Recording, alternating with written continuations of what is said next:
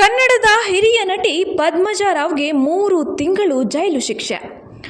ಕನ್ನಡದ ಹಿರಿಯ ನಟಿ ಪದ್ಮಜಾ ರಾವ್ಗೆ ಸಂಕಷ್ಟ ಎದುರಾಗಿದೆ. ಚೆಕ್ ಬೌನ್ಸ್ ಕೇಸ್ ಪ್ರಕರಣಕ್ಕೆ ಸಂಬಂಧಿಸಿ ಅವರಿಗೆ ಮಂಗಳೂರಿನ ಜೆಎಂಎಫ್ಸಿ ನ್ಯಾಯಾಲಯವು 3 ತಿಂಗಳು ಕಾರಾಗೃಹ ಶಿಕ್ಷೆ ವಿಧಿಸಿದೆ. ಇದರ ಜೊತೆಗೆ 40.20 ಲಕ್ಷ ರೂಪಾಯಿ ದಂಡ ಕೂಡ ವಿಧಿಸಿದ್ದು, ಇದರಿಂದ ಅವರು ಜೈಲಿಗೆ ಹೋಗುವ ಪರಿಸ್ಥಿತಿ ಎದುರಾಗಿದೆ.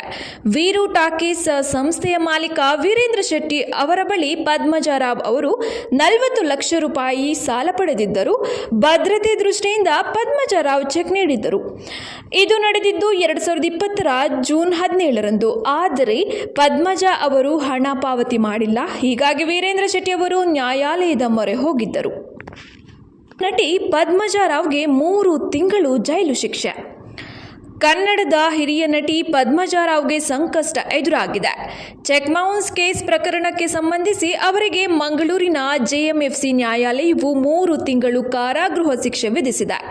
ಇದರ ಜೊತೆಗೆ 40.20 ಲಕ್ಷ ರೂಪಾಯಿ ದಂಡ ಕೂಡ ವಿಧಿಸಿದ್ದು, ಇದರಿಂದ ಅವರು ಜೈಲಿಗೆ ಹೋಗುವ ಪರಿಸ್ಥಿತಿ ಎದುರಾಗಿದೆ.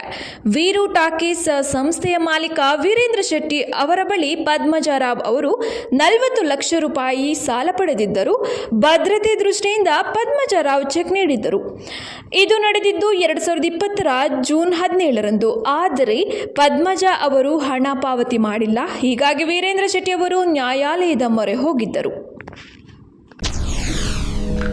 ಎಸ್ಎಸ್ ಟಿವಿ, ಸಿನಿಮಾ ಜಗತ್ತಿನ ಕ್ಷಣ ಕ್ಷಣದ ಸುದ್ದಿಯೊಂದಿಗೆ.